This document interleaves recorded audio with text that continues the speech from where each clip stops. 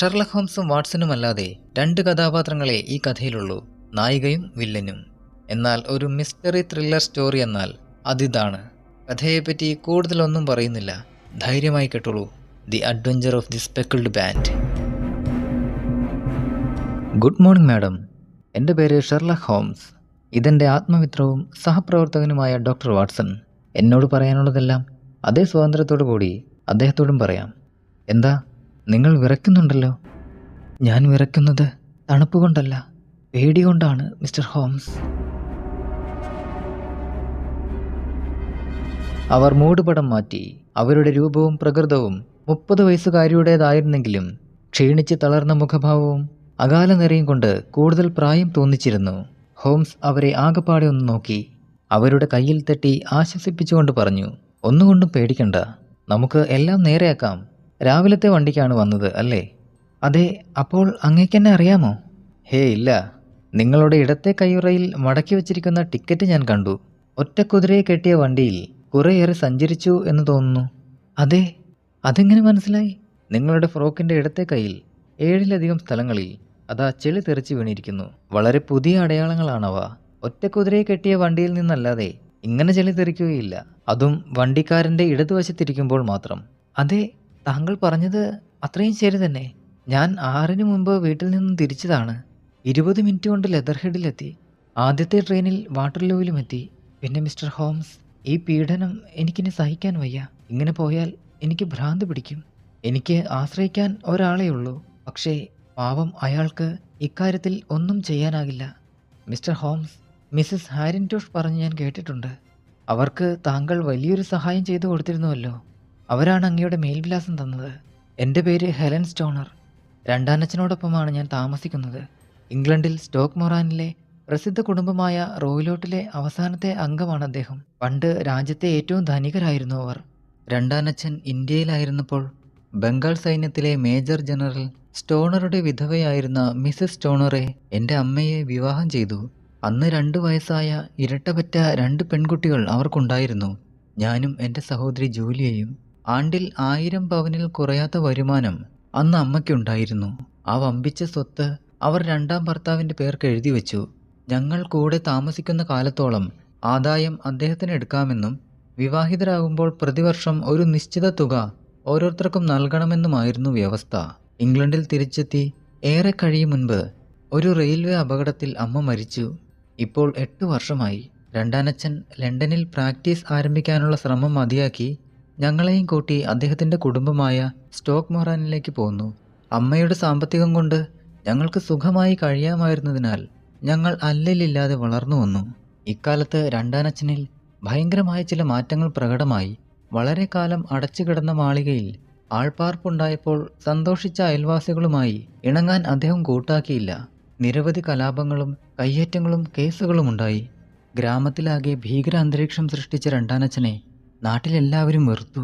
ദേഷ്യം വന്നാൽ എന്തു ചെയ്യാനും മടിക്കാത്ത ആജാനുബാഹുവായ അദ്ദേഹത്തെ കണ്ട് ആളുകൾ ഓടി ഒളിച്ചു തുടങ്ങി. കഴിഞ്ഞ ആഴ്ച ഞങ്ങളുടെ അടുത്തുള്ള ഒരു കൊല്ലപ്പണിക്കാരനെ രണ്ടാനച്ഛൻ ഒരു പുഴയിലേക്ക് തള്ളിയിട്ടു. മറ്റൊരു ക്രിമിനൽ കേസ് ഒഴിവാക്കാൻ എൻ്റെ കയ്യിലുണ്ടായിരുന്ന പണമെല്ലാം അയാൾക്ക് കൊടുക്കേണ്ടി വന്നു. രണ്ടാനച്ഛന് കൂട്ടുകാരെന്ന് പറയാൻ അലഞ്ഞു തിരിഞ്ഞു നടക്കുന്ന കുറേ നാടോടികളല്ലാതെ മറ്റാരും ഉണ്ടായിരുന്നില്ല. ആ തെണ്ടികളെ കാട് പിടിച്ചു കിടക്കുന്ന പുരയിടത്തിൽ കൂടാരമടിക്കാൻ അദ്ദേഹം അനുവദിച്ചിരുന്നു.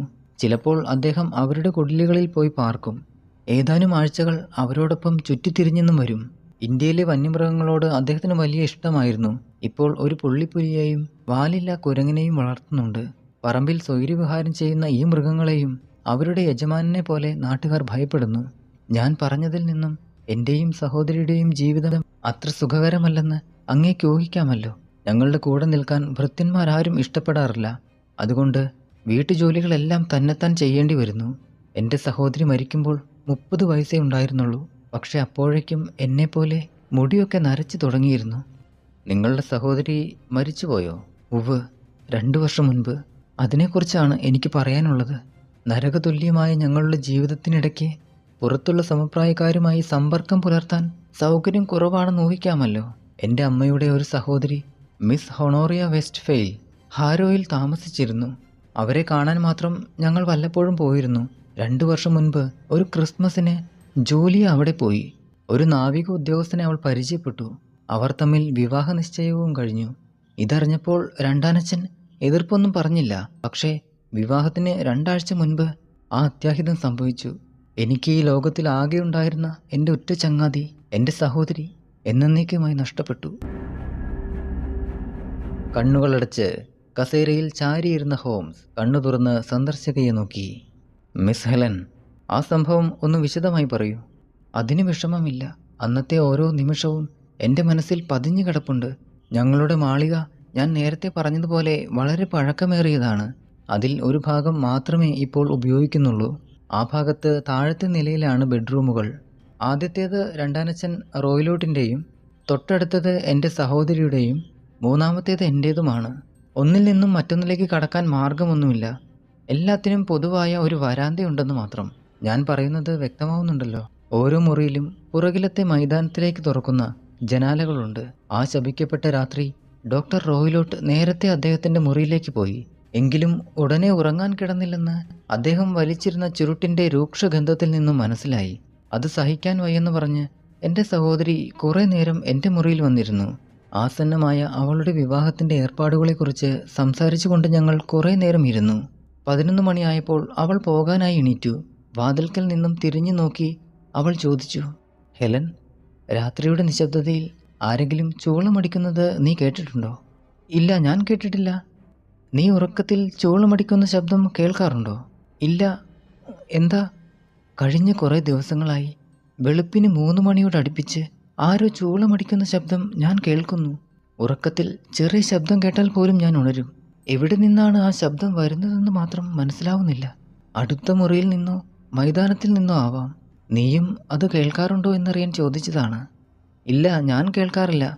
മൈതാനത്തിൽ താവളമടിച്ചിട്ടുള്ള ആ നാടോടികളായിരിക്കും ശബ്ദമുണ്ടാക്കുന്നത്. അത് ശരിയായിരിക്കും.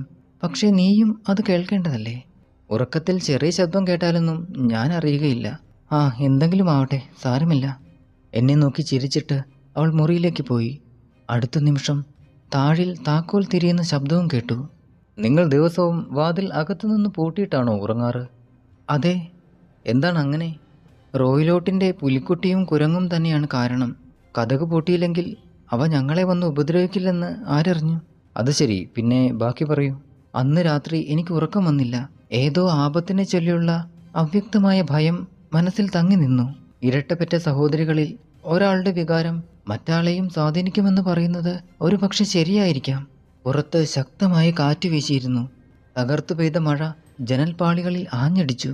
ആ ബഹളത്തിനിടയ്ക്ക് പൊടുന്നനെ ഭയന്ന് വിറച്ച ഒരു സ്ത്രീയുടെ നിലവിളി ഉയർന്നു. ഞാൻ ചാടി എഴുന്നേറ്റ് ഒരു ഷാൾ പുതച്ചുകൊണ്ട് വരാന്തയിലേക്ക് ഓടിച്ചെന്നു. വാതിൽ തുറക്കുമ്പോൾ ഒരു ചൂളം വിളി ഉയർന്നു കേട്ടു. ഏതാനും നിമിഷങ്ങൾ കഴിഞ്ഞപ്പോൾ കട്ടിയുള്ള ഒരു ലോഹത്തകിട് നിലത്ത് വീഴുന്നത് പോലെ കിണിം എന്ന ഒരു ശബ്ദം കേട്ടു. ഞാൻ ഓടിച്ചെന്നപ്പോൾ എൻ്റെ സഹോദരിയുടെ മുറിയുടെ വാതിൽ തുറന്നു കിടക്കുന്നു. വാതിൽ പാളികൾ മെല്ലെ ആടുന്നുണ്ടായിരുന്നു. അതിനുള്ളിൽ എന്താണ് സംഭവിച്ചതെന്നറിയാതെ പേടിച്ചു വിറച്ച് ഞാൻ നിന്നുപോയി. അടുത്ത നിമിഷം വരാന്തയിലെ വെളിച്ചത്തിൽ ജൂലിയ വാതിൽക്കലേക്ക് നീങ്ങുന്നത് കണ്ടു. അവളുടെ മുഖം വിളറി വെളുത്തിരുന്നു. വീഴാതിരിക്കാൻ കൈകൾ അന്തരീക്ഷത്തിൽ പരതിക്കൊണ്ട് മദ്യപിച്ചവളെ പോലെ അവൾ ആടിക്കൊണ്ടിരുന്നു. ഞാൻ ഓടിച്ചെന്ന് അവളെ കെട്ടിപ്പിടിച്ചു. പെട്ടെന്ന് കാലുകൾ കുഴഞ്ഞ് അവൾ നിലത്ത് വീണു. അസഹ്യമായ വേദന കൊണ്ടെന്ന പോലെ അവൾ പുളഞ്ഞുകൊണ്ടിരുന്നു. കൈകാലുകൾ കോച്ച് വലിച്ചു. ഞാൻ കുനിഞ്ഞ് ആ മുഖത്ത് നോക്കി. എന്നെ അവൾ തിരിച്ചറിഞ്ഞില്ലെന്ന് തോന്നി. പെട്ടെന്ന് അവൾ പൊട്ടിക്കരഞ്ഞ് ഒരു വല്ലാത്ത ശബ്ദത്തിൽ വിലപിച്ചു. ഹോ, അതെനിക്ക് മറക്കാൻ വയ്യ. ഹെലൻ, ഹെലൻ, പുള്ളിത്തലക്കെട്ട് തന്നെ. റോയിലോട്ടിൻ്റെ മുറിക്ക് നേരെ അവൾ വിരൽ ചൂണ്ടി. ശബ്ദം പുറത്തു വന്നില്ല. വീണ്ടും ഒരു വിറയൽ. അവൾ നിശ്ചലയായി. ഞാൻ ഉറക്കെ വിളിച്ചുകൊണ്ട് റോയിലോട്ടിൻ്റെ മുറിയിലേക്ക് ഓടി. ഡ്രസ്സിംഗ് ഗൗൺ ധരിച്ച് പുറത്തേക്ക് ഇറങ്ങുകയായിരുന്നു അദ്ദേഹം. അടുത്തു വന്നപ്പോൾ എൻ്റെ സഹോദരി ബോധരഹിതയായിരുന്നു. ഡോക്ടറെ വിളിക്കാൻ ആളുപോയി. എല്ലാം വൃഥാവിലായി. അവൾക്ക് പിന്നെ ബോധം വീണ്ടും കിട്ടിയില്ല. കുറച്ചു കഴിഞ്ഞ് അവൾ മരിച്ചു. അങ്ങനെയാണ് എൻ്റെ പ്രിയപ്പെട്ട സഹോദരിയുടെ ഭയാനകമായ അന്ത്യം സംഭവിച്ചത്. ഒരു നിമിഷം നിൽക്കൂ. ചൂളം വിളിയും ലോഹക്കഷ്ണം വീഴുന്നത് പോലെയുള്ള ശബ്ദവും നിങ്ങൾ സ്പഷ്ടമായി കേട്ടുവോ? ഇതേ ചോദ്യം മജിസ്ട്രേറ്റും എന്നോട് ചോദിച്ചിരുന്നു. 2 ശബ്ദവും ഞാൻ കേട്ടുവെന്ന് തന്നെയാണ് എൻ്റെ ഓർമ്മ. പിന്നെ രാത്രിയിലെ കാറ്റും മഴയുമൊക്കെ കൊണ്ട് ഞാൻ തെറ്റിദ്ധരിച്ചതാണോ എന്തോ. നിങ്ങളുടെ സഹോദരി ഏതുതരം വസ്ത്രങ്ങളാണ് ധരിച്ചിരുന്നത്? ഉറങ്ങാൻ പോകുമ്പോഴുള്ള വസ്ത്രങ്ങൾ തന്നെ. അവളുടെ വലത് കൈയിൽ എരിഞ്ഞമർന്ന ഒരു തീക്കൊള്ളിയും ഇടത്തെ കൈയിൽ തീപ്പെട്ടിയും ഉണ്ടായിരുന്നു. അപ്പോൾ ശബ്ദം കേട്ട് അവൾ തീപ്പെട്ടി ഉരച്ച് ചുറ്റും നോക്കിയെന്നർത്ഥം. അത് പ്രധാനമാണ്. പോലീസിന്റെ നിഗമനം എന്തായിരുന്നു? പോലീസിന്റെ അന്വേഷണത്തിൽ അമാന്തമൊന്നും ഉണ്ടായില്ല. ഡോക്ടർ റോയിലോട്ട് കുപ്രസിദ്ധനായിരുന്നുവല്ലോ. എങ്കിലും മരണത്തിന് മതിയായ കാരണമൊന്നും കണ്ടെത്താൻ കഴിഞ്ഞില്ല.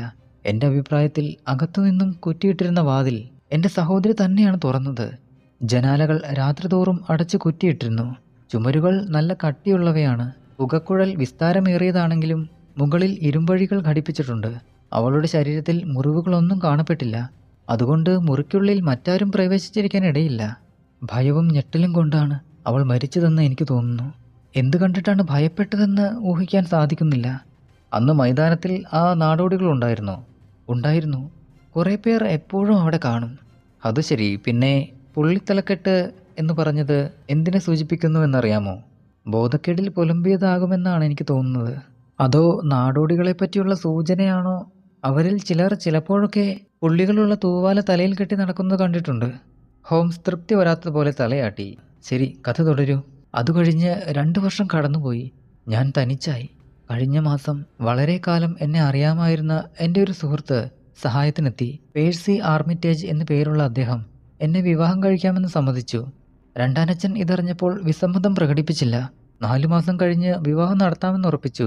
2 ദിവസം മുൻപ് വീട്ടിൽ ഞങ്ങൾ താമസിക്കുന്ന ഭാഗത്ത് ചില അറ്റകുറ്റപ്പണികൾ തുടങ്ങി. എൻ്റെ കിടപ്പുമുറിയിലെ ഒരു ചുമര് തുരന്നതുകൊണ്ട് ഞാൻ എൻ്റെ സഹോദരിയുടെ മുറിയിലേക്ക് മാറി. അവൾ കിടന്ന അതേ കട്ടിലിൽ എനിക്ക് ഉറങ്ങേണ്ടി വന്നു. ഇന്നലെ രാത്രി എൻ്റെ സഹോദരിയുടെ ദുരന്തത്തെക്കുറിച്ച് ഓർത്ത് ഞാൻ ഉറങ്ങാതെ കിടന്നപ്പോൾ അന്ന് മൃത്യുവിൻ്റെ സംഗീതമെന്ന പോലെ കേട്ട ചൂളം വിളി എൻ്റെ കാതുകളിലുമെത്തി. എൻ്റെ അപ്പോഴത്തെ സ്ഥിതി ഒന്ന് ആലോചിച്ച് നോക്കൂ. ഞാൻ ചാടി എഴുന്നേറ്റ് വിളക്ക് കത്തിച്ചു. മുറിയിലാകെ പരിശോധിച്ചു. ഒന്നും കണ്ടില്ല. പിന്നീട് രാത്രി ഞാൻ ഉറങ്ങിയില്ല. പുലർച്ചെ ആരും അറിയാതെ പുറത്തിറങ്ങി കുതിരവണ്ടി പിടിച്ച് റെയിൽവേ സ്റ്റേഷനിലെത്തി. താങ്കളെ കാണാനും ഉപദേശം ആരായനും വേണ്ടി. മിസ് ഹെലൻ, നിങ്ങൾ ചെയ്തത് ബുദ്ധിപൂർവമായി. പക്ഷേ നിങ്ങൾ എല്ലാം തുറന്നു പറഞ്ഞു കഴിഞ്ഞു. അതെ ഹോംസ്, എല്ലാം പറഞ്ഞല്ലോ. ഇല്ല മിസ് ഹെലൻ, എല്ലാം പറഞ്ഞിട്ടില്ല. നിങ്ങൾ രണ്ടാനച്ഛനെ രക്ഷിക്കാൻ ശ്രമിക്കുന്നത് പോലെ തോന്നുന്നു. എന്താണ് അങ്ങനെ പറയുന്നത്? മറുപടിയായി ഷെർലക് ഹോംസ് ഹെലൻ്റെ ഫ്രോക്കിൻ്റെ കൈ അല്പം മുകളിലോട്ട് ഉയർത്തി. അവിടെ വെളുത്ത മാംസത്തിൽ 2 വിരലുകളുടെ അടയാളം പതിഞ്ഞു കിടന്നിരുന്നു. ഹോ, അയാളൊരു ക്രൂരൻ തന്നെ. ആ സ്ത്രീയുടെ മുഖം ചുവന്നു. കൈ മറച്ചുകൊണ്ട് അവൾ പറഞ്ഞു, രണ്ടാനച്ഛൻ ഒരു മുരടനാണ്. നല്ല ശക്തിയുമുണ്ട്. നീണ്ടുനിന്ന നിശബ്ദത. കുറെ കഴിഞ്ഞ് അദ്ദേഹം പറഞ്ഞു, കുറേ ഗഹനമായ കേസാണ്. അനന്തര നടപടിയെക്കുറിച്ച് തീർച്ചയാകുന്നതിന് മുൻപ് 1000 ചോദ്യങ്ങൾക്ക് ഉത്തരം കണ്ടെത്തേണ്ടിയിരിക്കുന്നു. പക്ഷേ ഒരു നിമിഷം പോലും നഷ്ടപ്പെടുത്താൻ പാടില്ല. ഇന്ന് ഞങ്ങൾ സ്റ്റോക്ക് മൊറാനിൽ വന്നാൽ നിങ്ങളുടെ രണ്ടാനച്ഛനറിയാതെ മുറികൾ കാണാൻ പറ്റുമോ? ഇന്ന് അദ്ദേഹം ഏതോ കാര്യത്തിന് പട്ടണത്തിൽ വരുമെന്ന് പറയുന്നത് കേട്ടു. സന്ധ്യയ്ക്ക് മടങ്ങുകയുള്ളൂ അത്രേ. പിന്നെ ഒരു കിഴവി ജോലിക്കാരിയുള്ളത് പ്രശ്നമല്ല. എന്നാൽ ഉച്ച കഴിഞ്ഞ് ഞങ്ങളെത്തും. ഇപ്പോൾ അല്പം ജോലി തിരക്കുണ്ട്. ഹെലന് ഒരു കാപ്പി കൂടി കഴിഞ്ഞു പോയാൽ പോരെ? ഇല്ല ഹോംസ്, ഉടനെ പോവുകയാണ്. ഇപ്പോഴെനിക്ക് സമാധാനമായി. എൻ്റെ വിഷമതകൾ മനസ്സിലാക്കിയ ഒരാളെങ്കിലും ഉണ്ടല്ലോ. ഉച്ച കഴിഞ്ഞ് നമുക്ക് വീണ്ടും കാണാം. ഞാൻ കാത്തിരിക്കും. മൂടുപടം ധരിച്ച് അവർ പുറത്തിറങ്ങി നടന്നു പറഞ്ഞു. വാട്സൺ, ഇതിനെക്കുറിച്ച് നിങ്ങളുടെ അഭിപ്രായം എന്താണ്? കസേരയിൽ ചാരിയിരുന്നു കൊണ്ട് ഹോംസ് ചോദിച്ചു. ജനാലയും വാതിലും അടച്ചിരുന്നുവെങ്കിൽ ആ സ്ത്രീ മരിക്കുമ്പോൾ മുറിയിൽ മറ്റാരും ഉണ്ടായിരിക്കാൻ ഇടയില്ല. എങ്കിൽ ആ ചൂളം വിളി എവിടെ നിന്ന് വന്നു? മരണസമയത്ത് അവൾ പറഞ്ഞ വാക്കുകളുടെ അർത്ഥം? ഓ, എനിക്കത് മനസ്സിലാവുന്നില്ല ഹോംസ്. രാത്രി കേട്ട ചൂളം വിളിയും നാടോടികളുടെ സാന്നിധ്യവും അവരുമായി നമ്മുടെ ഡോക്ടർക്കുള്ള ബന്ധവും ഹെലൻ്റെ വിവാഹം നടക്കരുതെന്ന് അയാൾക്ക് ആഗ്രഹമുണ്ടാകാൻ ഇടയുണ്ടെന്ന നമ്മുടെ തോന്നലും പുള്ളിത്തലക്കെട്ടിനെക്കുറിച്ചുള്ള സൂചനയും സർവോപരി ലോഹക്കഷ്ണം വീണതുപോലെ മിസ് ഹെലൻ കേട്ട ശബ്ദവും എല്ലാം പരസ്പരം ബന്ധപ്പെട്ടതാണെന്ന് തോന്നുന്നു. നമ്മുടെ അന്വേഷണം ആ വഴിക്ക് തന്നെയായാൽ നമുക്കത് തെളിയിക്കാനാകുമെന്ന് തന്നെയാണ് എൻ്റെ വിശ്വാസം. പെട്ടെന്ന് വാതിൽ തള്ളി തുറന്ന് ഒരു തടിയൻ അകത്തേക്ക് കയറി വന്നു. ഹോംസിനെയും വാട്സനെയും മാറി മാറി നോക്കിയിട്ട് ആ രൂപം ചോദിച്ചു, നിങ്ങളിൽ ആരാണ് ഷെർലക് ഹോംസ്? എൻ്റെ പേരാണ് സാർ. പക്ഷേ താങ്കളാരാണെന്ന് പറഞ്ഞില്ല. ഞാനാണ് സ്റ്റോക്ക് മൊറാനിലെ ഡോക്ടർ ഗ്രിപ്സി റോയ്ലോട്ട്. ഓഹോ, ഡോക്ടർ റോയ്ലോട്ട്, താങ്കൾ ഇരിക്കൂ. ഞാൻ ഇരിക്കാൻ വന്നതല്ല.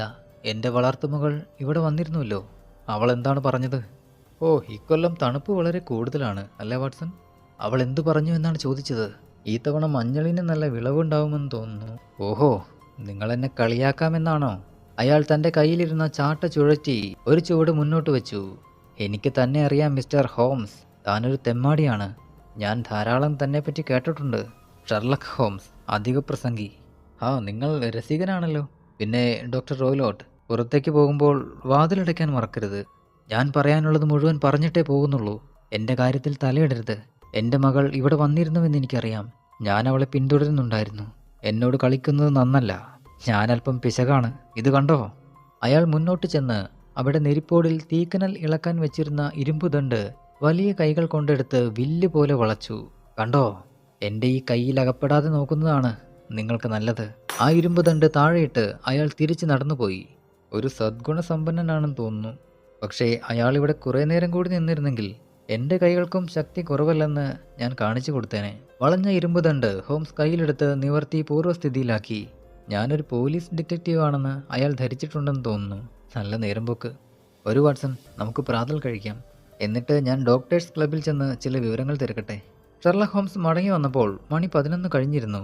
അക്കങ്ങളും പേരുകളും കുറിച്ചിരുന്ന ഒരു നീലക്കടലാസ് അദ്ദേഹത്തിൻ്റെ കയ്യിൽ അപ്പോഴും ഉണ്ടായിരുന്നു. വാട്സൺ, അയാളുടെ മരിച്ചുപോയ ഭാര്യയുടെ ഇഷ്ടദാനം ഞാൻ കണ്ടു. അതിലെ പണമിടപാട് എത്രയുണ്ടെന്ന് മനസ്സിലാക്കാൻ കുറെ പാടുപെട്ടു. അന്ന് 1100 പവനുണ്ടായിരുന്നത് ഇന്ന് കൃഷിഭൂമിയിലുണ്ടായ വിലയിടിവ് കാരണം 750 ചുരുങ്ങിയിട്ടുണ്ട്. വിവാഹം കഴിക്കുന്ന അവസരത്തിൽ ഓരോ പെൺകുട്ടിക്കും 250 പവൻ വീതം കിട്ടണം. 2 പേരുടെ ഓഹരി കഴിഞ്ഞാൽ പിന്നെ നമ്മുടെ ഡോക്ടർക്ക് അധികമൊന്നും കിട്ടാനില്ല. ഒരുവൾ വിവാഹിതയായാൽ പോലും അയാളെ അത് പ്രതികൂലമായി ബാധിക്കുമെന്ന കാര്യത്തിൽ സംശയമില്ല. ഇന്ന് രാവിലത്തെ എൻ്റെ പ്രയത്നം വിഫലമായില്ല. നാം അയാളുടെ കാര്യത്തിൽ തൽപരരാണെന്ന് അറിഞ്ഞതുകൊണ്ട് ഇനി താമസിച്ചുകൂടാ. വാട്സൺ, നിങ്ങൾ തയ്യാറാണെങ്കിൽ നമുക്ക് ഉടനെ തന്നെ പുറപ്പെടണം. ഒരു വണ്ടി പിടിച്ച് സ്റ്റേഷനിലെത്താം.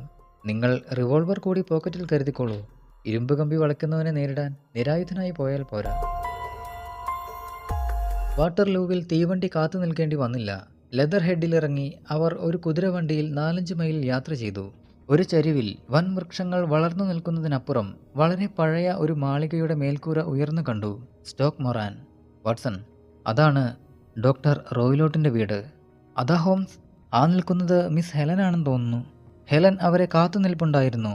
ഹലോ മിസ് ഹെലൻ, ഞങ്ങൾ പറഞ്ഞതുപോലെ കൃത്യസമയത്ത് തന്നെ എത്തിയില്ലേ? ഞാൻ കാത്തു നിൽക്കുകയായിരുന്നു. ഇതുവരെ കുഴപ്പമൊന്നുമില്ല. രണ്ടാനച്ഛൻ പട്ടണത്തിൽ പോയിട്ട് വൈകുന്നേരമേ വരൂ. ഞങ്ങൾക്ക് ആ മാന്യനുമായി പരിചയപ്പെടാനുള്ള ഭാഗ്യമുണ്ടായി. ദൈവമേ, അങ്ങേര് എന്നെ പിന്തുടരുന്നുണ്ടായിരുന്നു. ഹോംസ്, അദ്ദേഹം കൗശലക്കാരനാണ്. എനിക്ക് രക്ഷപ്പെടാൻ മാർഗമൊന്നുമില്ലെന്ന് തന്നെ തോന്നുന്നു. മിസ് ഹെലൻ, അയാളേക്കാൾ കൗശലക്കാരനായ ഒരാളുടെ ദൃഷ്ടി തൻ്റെ മേൽ പതിഞ്ഞിട്ടുണ്ടെന്ന് ഇപ്പോൾ മനസ്സിലാക്കിയിരിക്കും. അതുകൊണ്ട് കൂടുതൽ ജാഗ്രതയായിരിക്കും. ഇന്ന് രാത്രി നിങ്ങൾ മുറി പൂട്ടി അകത്തിരുന്നാൽ മതി. എന്തെങ്കിലും ബഹളമുണ്ടാക്കിയാൽ ഞാൻ നിങ്ങളെ നിങ്ങളുടെ ഇളയമ്മയുടെ സമീപത്ത് കൊണ്ടുവന്നാക്കാം. വരൂ, ഉടനെ തന്നെ നമുക്ക് മുറികൾ പരിശോധിക്കാം. കരിങ്കല്ലിൽ പണിത ആ കെട്ടിടം മധ്യത്തിൽ ഉയർന്ന മുഖപ്പും ഇരുവശങ്ങളിലും വൃത്താകൃതിയിലുമുള്ള ഉപഗ്രഹങ്ങളുമായി ഒരു ഞണ്ടിനെ പോലെ തോന്നിച്ചിരുന്നു. മേൽക്കൂര ഒടിഞ്ഞു താണും കാണപ്പെട്ടു. ജീർണതയുടെ ചിത്രം തന്നെ. നാശോന്മുഖമായ ആ മാളികയുടെ മധ്യഭാഗവും ഒട്ടും മെച്ചമായിരുന്നില്ല. വലതുവശത്തെ മുറികൾ മാത്രം താരതമ്യേന കേടില്ലാത്തവയായിരുന്നു. അറ്റകുറ്റപ്പണികൾ നടക്കുന്നതിൻ്റെ ലക്ഷണമായി പല സ്ഥലങ്ങളിലും ഊന്നുകൊടുത്തും മറ്റിടങ്ങളിൽ ഇടിച്ചു പൊളിച്ചും ഇട്ടിരിക്കുന്നെങ്കിലും പണിക്കാർ ആരും തന്നെ അവിടെ ഉണ്ടായിരുന്നില്ല. ഹോംസ് ജനാലയ്ക്ക് പുറത്തുള്ള പുൽത്തകിടി സൂക്ഷ്മമായി പരിശോധിച്ചു. ഇത് നിങ്ങൾ ഉറങ്ങാൻ ഉപയോഗിക്കുന്ന മുറി. അടുത്തത് നിങ്ങളുടെ സഹോദരിയുടേത്. അപ്പുറത്തുള്ളത് ഡോക്ടർ റോയ്ലോട്ടിൻ്റെയും അല്ലേ? അതെ ഹോംസ്. പക്ഷേ ഇപ്പോൾ അറ്റകുറ്റപ്പണികൾ നടക്കുന്നത് കൊണ്ട് ഞാൻ നടുക്കുള്ള മുറിയിലാണ് ഉറങ്ങുന്നത്. ഇവിടെ പുതുക്കി പണിയേണ്ടതിൻ്റെ ആവശ്യമൊന്നും കാണുന്നില്ലല്ലോ. ഒന്നുമില്ല, എന്നെ എൻ്റെ പഴയ മുറിയിൽ നിന്നും മാറ്റാനുള്ള സൂത്രമാണെന്ന് തോന്നുന്നു. അത് ചിലപ്പോൾ ശരിയാകാം.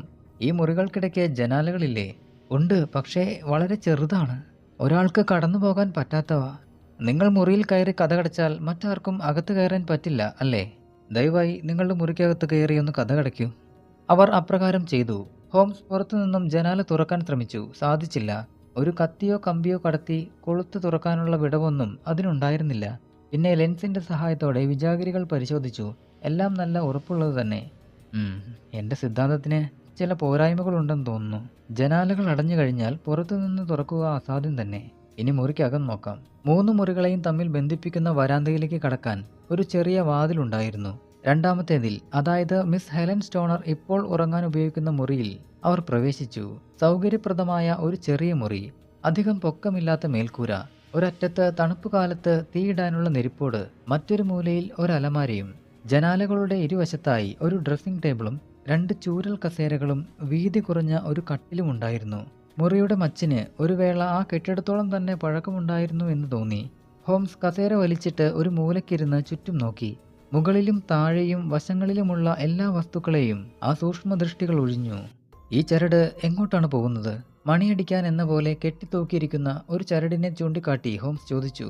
അതിന്റെ തുഞ്ചം കട്ടിൽ തലയ്ക്കൽ തലയണയോട് ചേർന്ന് കിടന്നിരുന്നു. അത് പരിചാരകയുടെ മുറിയിലേക്കാണ്. ഇത് താരതമ്യേന പുതിയതാണല്ലോ. അതെ, 2 വർഷം മുൻപാണ് സ്ഥാപിച്ചത്. നിങ്ങളുടെ സഹോദരി ആവശ്യപ്പെട്ടതുകൊണ്ടാണോ? അല്ല. അത് കൊള്ളാമല്ലോ. നിൽക്കൂ, ഇനി നിലമൊക്കെ ഒന്ന് പരിശോധിക്കട്ടെ. ഹോംസ് ലെൻസിലൂടെ തറ സൂക്ഷ്മ പരിശോധന നടത്തി. ചുമരിലെ പല ഭാഗങ്ങളും ശ്രദ്ധാപൂർവം വീക്ഷിച്ചു. ഒടുവിൽ ചരട് പിടിച്ച് വലിച്ചു നോക്കി. ഇത് വെറുതെയാണല്ലോ. ഇതിന്റെ അറ്റത്ത് മണിയുമില്ല, ഒന്നുമില്ല. ഓ, അങ്ങനെയാണോ? ഹെലൻ അത്ഭുതപ്പെട്ടു. അതാ നോക്കൂ, ഈ ചരട് അപ്പുറത്തെ വെന്റിലേറ്ററിന്റെ മുകളിലെ കൊളുത്തിൽ കെട്ടിയിരിക്കുന്നു. ഓ, എന്ത് വിഡ്ഢിത്തമാണ്! ഞാനത് ഇതുവരെ മനസ്സിലാക്കിയിരുന്നില്ല. ഞാൻ വിചാരിച്ചു ഇത് ആരെങ്കിലും വിളിക്കുന്നതിനു വേണ്ടി മണിയടിക്കുന്നതിനുള്ള ചരടാണെന്നാണ്. അത്ഭുതമായിരിക്കുന്നു. ഈ മുറി ആര് പണിയിച്ചതായാലും ചില പോരായ്മകളുണ്ട്. അടുത്ത മുറിയിലേക്ക് തുറക്കുന്ന വെന്റിലേറ്ററിന്റെ ആവശ്യമെന്ത്? അത് പുറത്തേക്കായിരുന്നെങ്കിൽ കാറ്റെങ്കിലും കിട്ടുമായിരുന്നു. വെന്റിലേറ്റർ പണിയിച്ചത് ഈ അടുത്ത കാലത്താണ്. മണിയടിക്കാത്ത ചരട് സ്ഥാപിച്ചപ്പോൾ അല്ലേ? അതെ, ആയിടയ്ക്ക് ഇത്തരം ചില്ലറ പരിഷ്കാരങ്ങളൊക്കെ വരുത്തിയിരുന്നു. വിചിത്രം തന്നെ. മണിയടിക്കാത്ത ചരട്, കാറ്റ് കിട്ടാത്ത വെന്റിലേറ്റർ. മിസ് ഹെലൻ, ഇനി നമ്മുടെ ഗവേഷണ രംഗം അടുത്ത മുറിയിലേക്ക് മാറ്റാം. ഡോക്ടർ റോയിലോട്ടിന്റെ മുറി കുറെ കൂടി വലിപ്പമുള്ളതായിരുന്നു. പക്ഷേ അകത്ത് അധികം സാധനങ്ങളൊന്നും ഉണ്ടായിരുന്നില്ല. ഒരു ഷെൽഫ് നിറയെ പുസ്തകങ്ങളുണ്ടായിരുന്നു, കൂടുതലും സാങ്കേതിക ശാസ്ത്ര ഗ്രന്ഥങ്ങൾ. ഒരു കട്ടിലും ചാരുകസേരയും വട്ടമേശയും അവയ്ക്കരികിലുണ്ടായിരുന്ന വലിയ ഇരുമ്പലമാരയും ഒറ്റ നോട്ടത്തിൽ ദൃഷ്ടിയിൽപ്പെട്ടു. ഹോംസ് ഓരോന്നായി തൊട്ടും തലോടിയും നോക്കി. ഇതിലെന്താണ്? ഇരുമ്പലമാരി ചൂണ്ടി അദ്ദേഹം ചോദിച്ചു. ഇത് രണ്ടാനച്ഛൻ്റെ ബിസിനസ് സംബന്ധമായ കടലാസുകളാണ്. ഓഹോ, നിങ്ങൾ കണ്ടിട്ടുണ്ട് അല്ലേ? അത് ഒരിക്കൽ മാത്രം, വർഷങ്ങൾക്ക് മുൻപ്.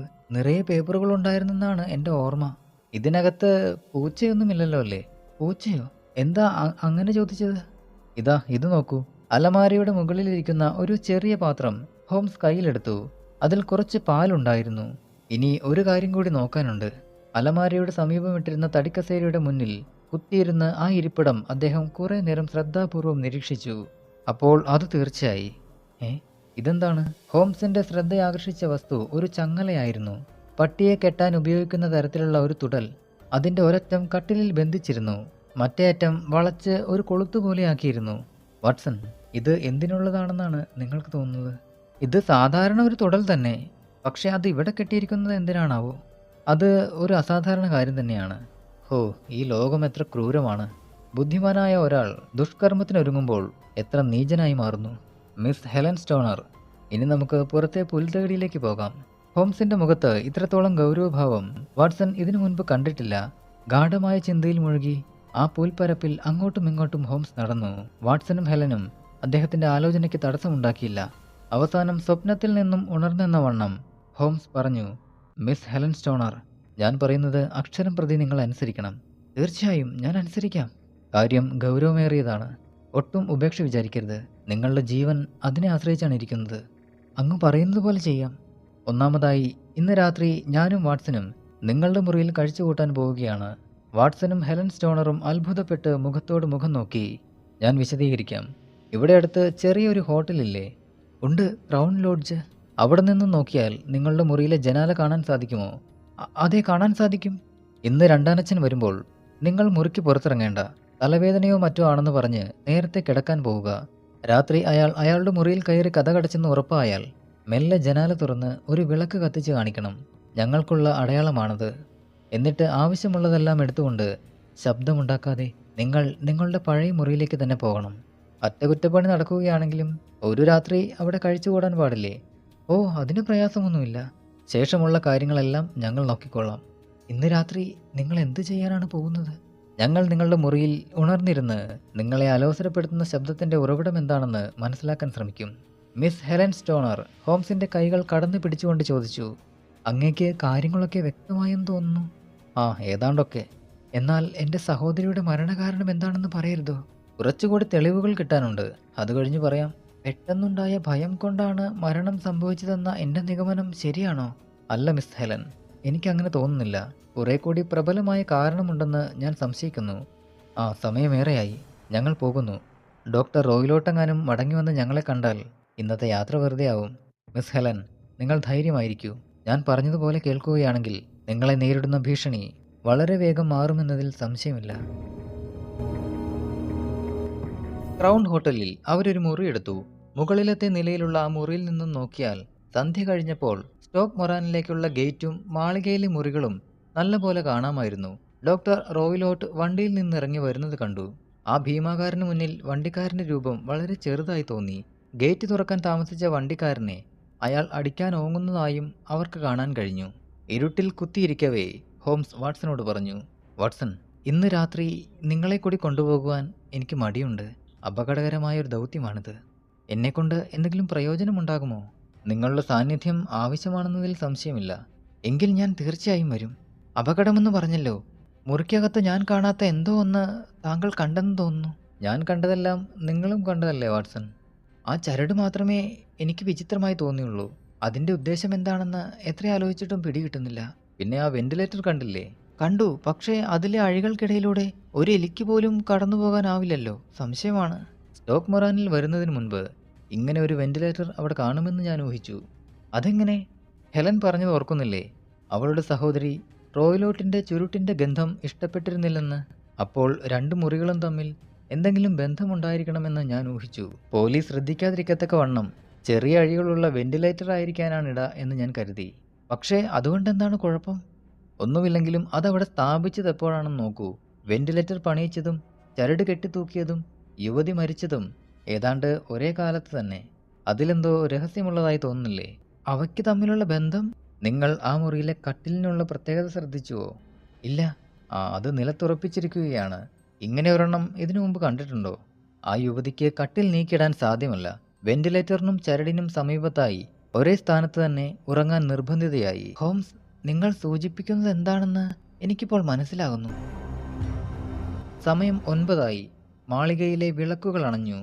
2 മണിക്കൂർ കൂടി കടന്നുപോയി. അന്ധകാരം അതിനെ ആവരണം ചെയ്തു.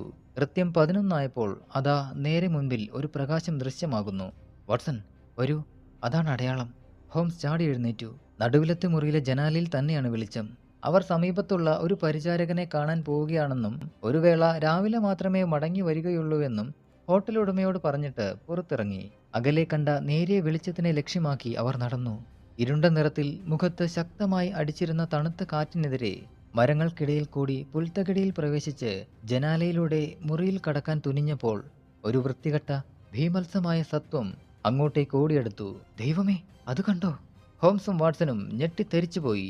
അടുത്ത നിമിഷം ഹോംസ് വാട്സന്റെ കയ്യിൽ പിടിച്ച് അടക്കിയ ചിരിയോടെ ചെവിയിൽ പറഞ്ഞു, അതൊരു വാലില്ലാ കുരങ്ങനാണ്.